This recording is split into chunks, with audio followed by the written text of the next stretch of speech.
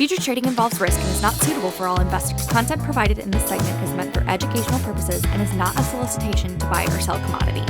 Hello, everybody. Welcome back to another episode of Tech Talk. I am Cody. He is Andy. For reference, it is Friday, June 23, 9 a.m. in the Central Time Zone. A little early one this morning. A little early show. Tech Talk with, what's the morning show? I feel like you'd do good on a morning show.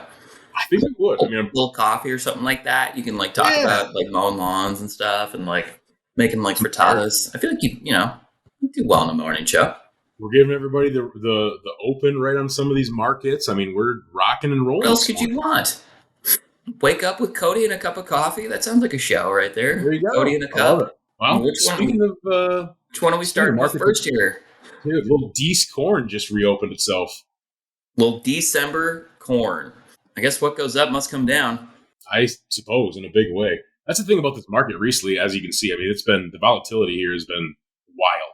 So, I mean, and talking to some of the folks internally, it seemed like it just turned into a big weather trade, right? And you had some nice little breakout here, but now I draw your attention to it got overbought according to the RSI, right? Down here, secondary indicator.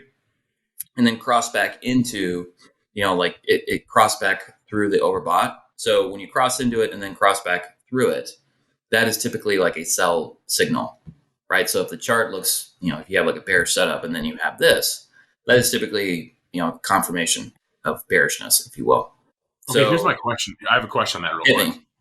So intraday, if you go from overbought to back under the RSI, back to overbought, and it settles above there. So my question is here with Dec Corn, we're at what, $5.92? $6 seems to be a pretty good point, right? I mean, 3 days ago, $6 was a pretty good point of support, resistance became support there, and now we're just kind of flirting around that same number.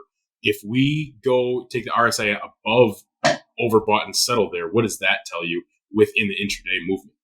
Well, so it's just like the same. It's just like with, how do I say this, with candles, where you would want to see a close and then an open in that direction, right? Because you kind of had something similar, exactly what you're talking about, right over here. Right. That's what I'm asking. Yeah. So it wasn't until you had it was over here. Sorry. This I think is kind of the worst of the two, right? So you had all this. It was just to use your parlance, flirting with that line. It wasn't until you cleared it and then started to kind of go and had multiple closes, because you also want to make it relative to. So you want to also make it relative to the candle that you're looking at, right? Because each close has its own kind of piece of that line, but you want to use it as a secondary indicator, right? So if let's say, to your point, you come back, for us to come back over this overbought line, this candle would have to close, would have to come off the lows quite a bit. But as it stands right now, you kind of have a small term pennant that is forming. If you get this close here, that's a weak. I mean, just forget about looking at the secondary indicators. This would look weak. Correct. Right. And so then if you get an open in that direction, you'd get the confirmation from the RSI. You'd be a seller. Right. So then the question is, where do we go from there? I mean, then it's probably down into around here. Right. 5.5, 5 double. Gap at 535. I mean, yeah. Yeah. No, I mean, this is, and it was grinding really well in this uptrend, and then it just took off. Right. So it feels like it's going to be an inverted V bottom. Right. So in the past, we've seen V bottoms where it's literally a V. So now it's going to be, I don't know, what do you want to call that? Like a steeple, little house, little roof or something like that. Yeah. You have a roofing business, by the way? I do not. You don't? I thought you did. I don't know anything about roofing. The only thing I know about is talking about charts with you, my friend. That's it? That's pretty much it. Oh, okay. Well, so getting back to that, if we settle above $6 here, and we get an open on Monday, open on Monday, that would be another bullish confirmation, even though we've dropped to almost $5.90 so far. Well, it depends on how you open. Right? Let's say you get a close at 6 or 1, and then you open below today's low or something like that. That would be weakness. Sure. Okay. Yes. So it really is, again, it goes back to, you have the pattern, and then how does it respond the next day? How do people digest like let's say you get to this close, like just like this, right? You had like a clear, uptrend that was pretty pronounced, but then you had kind of this like small. You could almost argue this is, I believe the name is Hikari pattern, where it's the entire range of the candle is inside the previous day, the body of it, and then it opens lower, like it's an inside out day. Okay, that's a sign of a trend reversal. Is that you have a candle that's inside the previous days and then opens in the next, the opposite direction. So it's basically like this session put a stop to this one. But yeah, no, I mean, you've got between this candle, assuming we close here, but then the relative strength failing to maintain in the overbought territory, it coming back into it. That is bearish confirmation. So let's say we just settled right here. Yep. This would be, and then we open, I don't know, one lower. Doesn't have to be much. That would be weakness, and you'd want to be a seller. I don't know. Does the hammer the hammer was like flying here. I mean, the hammer must have just been glowing with all this Dec Corn that was getting bought. Yeah. The hammer's slowing down now a little bit. We're getting to the weekend. It's Friday. You got to be careful with that hammer on a buy on a Friday. You got to be careful with the hammer on a buy on a Friday. I don't know. If that hammer gets enough pressure, it's going to crush something. So, speaking of a chart the hammer might like to buy, there's some Dec Fats. Dec Fats. So, look at that. We haven't moved anything since we talked about this. Well, actually, that's not true. I put in because internally, one of the folks in our internal chat, that's right, Cole, yeah. So he's asking the question: is this a bull flag? And it's certainly shaping up like it could be, right? So, like where my head was going was that we were going to just we continue to see these lower highs bump up against like a same bottom, so to speak, or like a horizontal line, and it would be a descending triangle. His thought was, is this a bull flag that's taking shape?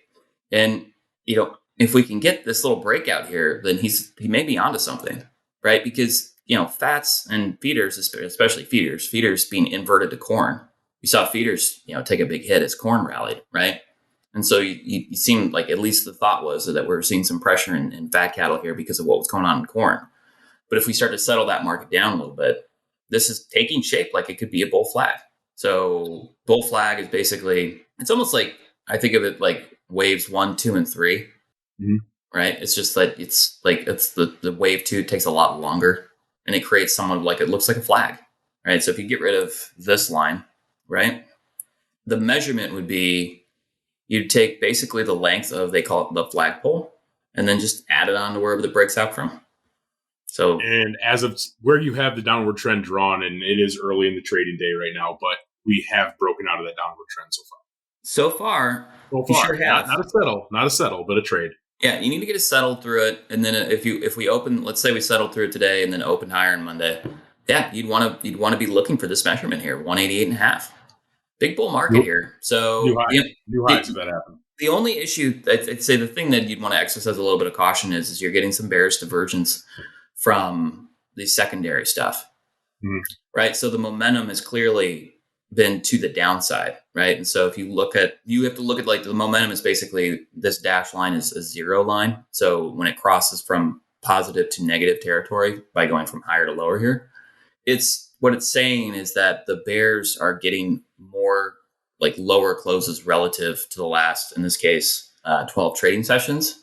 So you want to see that turn back over positive. And same with what we just looked at the RSI, right? And so it crossed, tried to pull back to the overbought, and then couldn't materialize it, right? And so you're getting some bearish divergence. It's the only thing that kind of makes me a little bit like hesitant about that. You want to see this. You don't want to see this or this if you think we're going to rip this thing higher, right? So like, let's say you get a close higher and then this thing crosses back over. Yeah, I mean, that's a nice confirmation of the bull flag there. But yeah, no, it's starting to look that way. Is your blue little line right there? I'm just looking at mine. Is that the 20-day moving average? That is the 20-day. You are correct. 20, all right, so 50, and then this is the 200-day, this guy way down here. All right, so we dropped below there the past 2 days, then, consequently bounce ourselves right off of there. So that's going to be, I assume, another big telling indicator of if you can settle below that, then you start making your way, okay, this could turn into a little bit of a reversal. But until that happens. Yeah, no, it was starting to kind of look like it could be an M right here. And then it's just, the more we make this kind of like, I guess, consolidation and like, like almost like pennant forming, it makes that flag. And that's a bullish indicator, right? So again, you want to take the measurement of that what they call it the flagpole from where it breaks out to the top of it, and then just lay it on top of wherever it breaks out from. So in this case, it's approximately 188.5 if we settled here today. Okay. Beef just keeps getting more and more expensive. Dude, are you going to grill it all this 4th of July? Like, what do you? I think that's the other part is bringing into this market is you got a lot of these holidays that are coming up. I assume bringing some of the strength to the market, right? Outside of the technicals that we're talking about. I mean, I can't imagine you're going to have like a vegetarian 4th of July. No, absolutely not. I mean, that's like insulting. Like, exactly. Sorry to any vegetarians out there, but I don't see Cody having like soybean patties on the grill. Like, it's going to be beef. Right. If there were corn patties to get the market up a little bit, possibly, but I digress. You could still like grill or like have corn along with you can like have corn on the cob. I bet you make a mean. Would you grill corn or would you boil it? I don't grill. I'm not a grilling person. I started my grill on fire about 2 years ago, and that was the end of my grilling career. And I mean, like, burnt it down. Grease fire. We're done. I said, that is it. I'm retired. Wait a minute, what? Yeah. I have since retired. I can make a mean bowl of cereal, and that's about it. You burned a grill down? They're meant to be, like, on fire, if you will. A little bit more plastic than I had remembered, so. Was it like one of those children's Weber grills that you thought was a real grill? You got it, like, real cheap and thought it was, hey, this is a deal right here, and it happened to be plastic, but you filled it with briquettes anyways. Like, all right, moving on. That's really surprising. Okay, then I guess we learn something every day. All right, so you're boiling your corn then, I guess. Learn something. Fair enough. Well, speaking of corn, what's one of the things you love to put on corn? It's butter. Butter. And so I think butter is going to get a little bit cheaper for you. This is a monthly of the spot market, right? And I mean, gosh, look at this consolidation that we've seen here lately. It's just been, I don't know if anybody watches spot day to day, but I mean, this is the start of the year. $2 and $2.30.5. Yesterday's close is $2.38. I mean, this consolidation, I mean, it's just been sideways market is. But what I think is actually taking shape here, it's the expression, it's a wedge pattern. Mm-hmm. And wedges are typically when you have a very small consolidation, if you will, but it moves slightly against like the preceding move, right? And so in this case, we've moved 9 cents higher since the start of the year. But like that sort of like wedge consolidation is typically the market kind of sitting still until it goes has another, in this case, another break, right? And so you have this big down candle here. I mean, what is this? This is 290 down to 238. Good night in a single month. And then we've moved 8 cents basically over the last 1, 2, 3, 4, 5, 6 months. I think this is a wedge pattern. It's a continuation. It's moving very, very slightly against the preceding trend, if you will, which is another indication of a wedge. Wedges are typically, a prelude to a continuation of the preceding trend. So in this case, expect a break. And a lot of times you just take, like in terms of a measurement, you'd probably want to take where it broke out from here. So in this case, basically just lay this candle on top of here. And that's typically where you'd want to measure it from, right? So let's just do that real fast. Now, preceding a wedge, would you break as hard as that candle is right there? Or is it more of a steady downward trickle effect? You'd probably be looking for a pretty aggressive break. Okay. So you're kind of stair-stepping it down. Yeah. Yeah. I mean, maybe over the course of, in this case, 2 months, 2 candles. Okay. But this is acting like it wants to have one of these types of candles or maybe 2 of these in a row and get back into where it is right here. This. But yeah, I think this is a wedge. You look for a breakout from like the low. So in this case, this is 230.5. It looks like, 226.75 is the low of the whole like pattern here as of itself. So let's say a 225 close, I think is a quick trip down to, in this case, I mean, this is back below $2. Which it's kind of hard to believe when you think about how long we spent above $2. I mean, this is going on a year and a half. Mm-hmm. But that said, I mean, look at what's happened to the cheese market here as of late. We're $1. We were just in $1.30 territory for the block. I mean, for a while there, it felt like we were never going to go below $2. So I think that, I guess my point is, cheese is a really good kind of example and demonstration of how, a market can go back to, previous lows kind of thing, right? It is possible to go back into below $2 butter. So yeah, I think this is a wedge. I think it's going to be, the next step is to see either 2 of these or maybe 1 of these and head back into here. Yeah, I guess you're going to be able to butter up your corn a little bit cheaper, maybe, but a little cheaper in the long run. Do you have like a fire extinguisher at least? I do now. I've learned my lesson. What about getting like a pellet grill? It's pellets. I know. You push the button, you turn the dial. I know. I should invest in one. Pellets are gone. Like they just poof. I don't know. I'm just Dutch and I'm cheap and I don't want to light my house on fire, and it's just one of those things. We'll keep it away from the house. I know.